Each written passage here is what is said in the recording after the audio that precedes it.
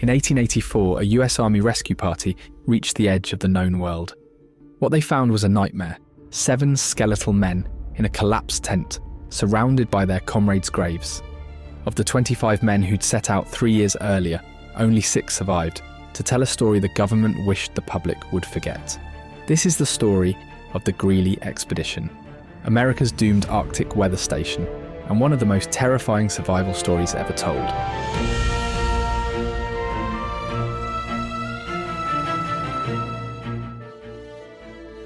The year was 1881.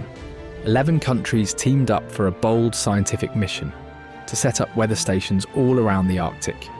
They called it the First International Polar Year, essentially a worldwide effort to understand Earth's climate by observing the poles.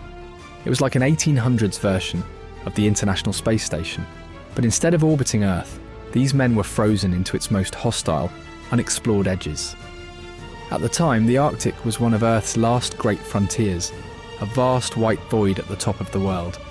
No one had ever reached the North Pole. In fact, no human had even come close. The region was legend, mystery, and death all wrapped in ice. To explore it was national prestige. To survive it was nearly impossible. America's contribution to the global effort was planned to be a military weather station at Lady Franklin Bay, just 500 miles from the North Pole. To lead this mission, the Army picked Lieutenant Adolphus Greely, a Civil War veteran with a magnificent beard and rigid discipline. He'd never set foot in the Arctic. His team included 2 Inuit hunters, a photographer, an astronomer, a doctor, and 19 soldiers. Most had never seen ice outside a whiskey glass. The plan was straightforward enough: sail north, set up the weather station, collect data for 2 years, and return when a relief ship picked them up in 1883. What could possibly go wrong? In July 1881, the ship Proteus carried the Greely Expedition north into the unknown. But the mission almost never left the dock. Just months before departure, a scandal blindsided the entire project. The expedition's chief financial officer was arrested for embezzling $237,000 in government funds. That's about $6 million today. The fallout was massive. For a moment, it looked like the Arctic expedition would be cancelled altogether. But Lieutenant Greely and his team pushed forward, determined not to let years of planning and their chance at history go to waste. Reaching Lady Franklin Bay in August, they found unusually clear sailing. The ice had broken up more than normal. Remember that detail. It'll come back to haunt them. The men unloaded 350 tons of supplies and watched their ship vanish over the horizon. They were now the northernmost Americans on the planet, completely cut off from civilization. At Fort Conger, their wooden outpost, they settled into routine. Every hour, taking meticulous weather readings, studying the strange 137-day darkness of Arctic winter, collecting specimens and observing the aurora dancing overhead. But Greely had a second, unwritten mission: national pride. For decades, the British had dominated Arctic exploration, holding the coveted record for farthest north. It wasn't just about science, it was about prestige. If Greely could push farther into the frozen unknown than any man before, America would stake its claim as a rising power in the age of exploration. In April 1882, Lieutenant James Lockwood and Sergeant David Brainerd led a small party north. Pushing through minus 50 degrees Fahrenheit temperatures, they reached latitude 83 degrees, 24 minutes north, planting the American flag further north than any human had ever gone. America had its victory, but tensions were already forming at camp. Greely's second-in-command had tried to resign after a dispute, but was trapped after their ship had already left. When summer 1882 arrived, the men scanned the horizon daily for their supply ship. Days turned to weeks. The brief Arctic summer ended. No ship appeared. It was unsettling, but not disastrous, since they had supplies for another year. But when no ship came the following summer either, the nightmare truly began. What Greely couldn't know was that their first-year luck with ice had been a fluke. The 1882 relief ship had battled ice-choked channels before turning back.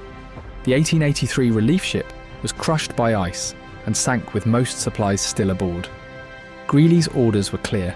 If no relief ship reached them for 2 consecutive years, abandon the station and head south to meet supply caches that should have been left at predetermined points.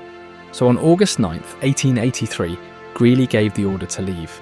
So the 25 men squeezed into small open boats, pushing into the Arctic Ocean as winter approached.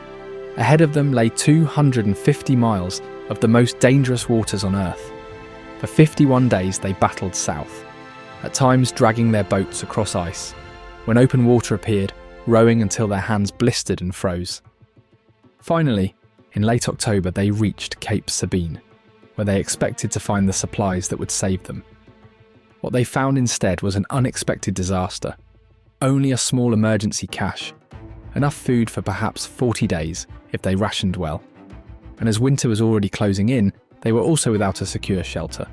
Working with the hand they had been dealt, they built a makeshift shelter from stones and an overturned boat, naming it Camp Clay. Greely cut rations to starvation levels. They hunted desperately, but game was scarce. They ate leather boot soles, moss, scraps of sealskin, tiny shrimp that took hours to collect.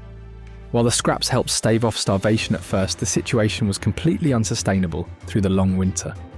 In January 1884, the first man died. They buried him on a rocky ridge they called Cemetery Ridge, a cemetery that would soon become crowded. One by one, men succumbed, some to starvation, others to hypothermia. Their bodies, too frozen to bury, were stacked outside the hut. By spring, discipline was breaking down. Men accused each other of stealing food. Delusions set in, the effects of extreme starvation. And then came the moment that would haunt the survivors forever. On June 6, 1884, Private Charles Henry was caught stealing shrimp from the communal food pot. This wasn't just petty theft, it was a death sentence for the entire group. By this point, the men were surviving on merely 5 ounces of food per day, carefully calculated to stretch their meagre supplies. Every stolen mouthful meant someone else might not make it. And this wasn't Henry's first offence. He'd been caught stealing food 3 times before. Initially, the men had tried to shame him, then threatened him. But with their strength fading daily, they couldn't physically restrain him or post guards. The situation had become unsustainable. Greely, who had maintained military discipline throughout their ordeal, faced an impossible choice. Days earlier, he had issued a written order stating that the next man caught stealing would be shot.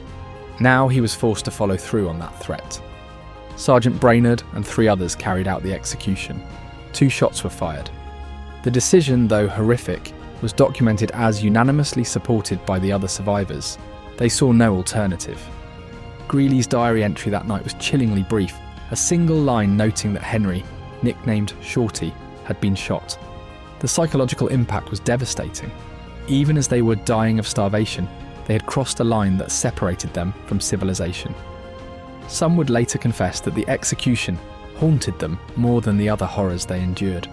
It represented the final collapse of the ordered military world they had brought with them into the Arctic. By mid-June, only 7 men remained alive.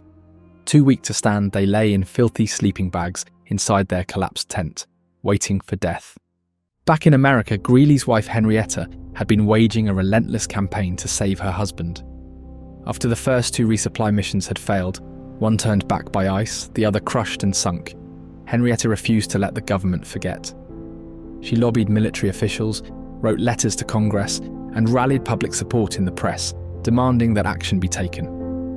Thanks to her persistence, the Navy was finally forced to act.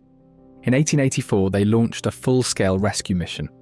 4 ships, armed with supplies and icebreakers, with orders to find Greely at any cost.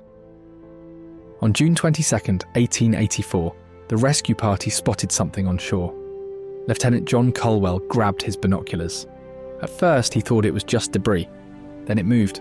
Racing ashore, Colwell came upon a scene that would haunt him forever. Inside a collapsed tent lay 7 men living skeletons, covered in soot, clothes in tatters. Colwell called out to the skeletal figures. One man raised his head weakly, identifying himself as Lieutenant Greely of the United States Army.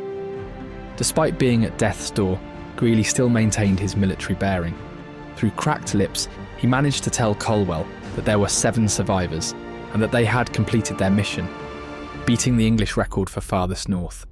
Even at death's door, Greely maintained his military bearing. He'd completed his mission. The rescue was a race against time.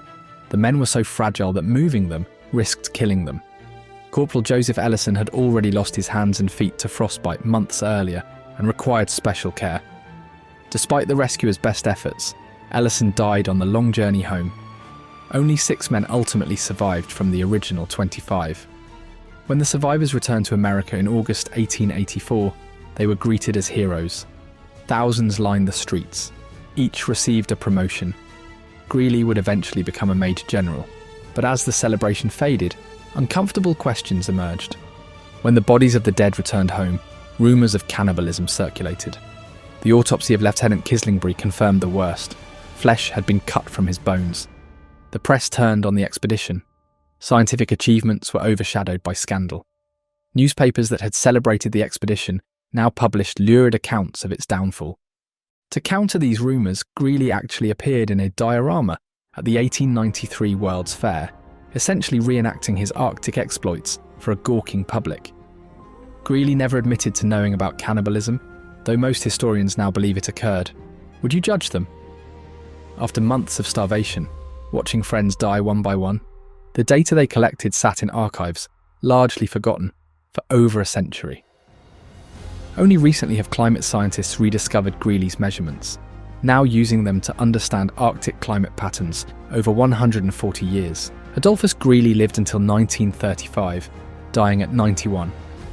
When pressed about the rumours of cannibalism, he refused to engage, suggesting only that some experiences were beyond what men should discuss. His men endured starvation, frostbite, madness, all in the name of science. They recorded every temperature, every shift in the wind, every flicker of magnetic change.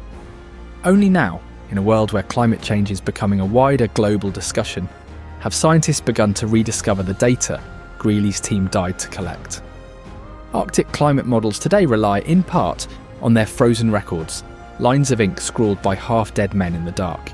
They thought they were forgotten, but they were a message sent forward in time, from the edge of the world and across the edge of death. Their story continues to serve as a reminder of the countless unseen sacrifices that help move human progress. If you enjoyed the video, please give a like and subscribe, and I hope to see you in the next story.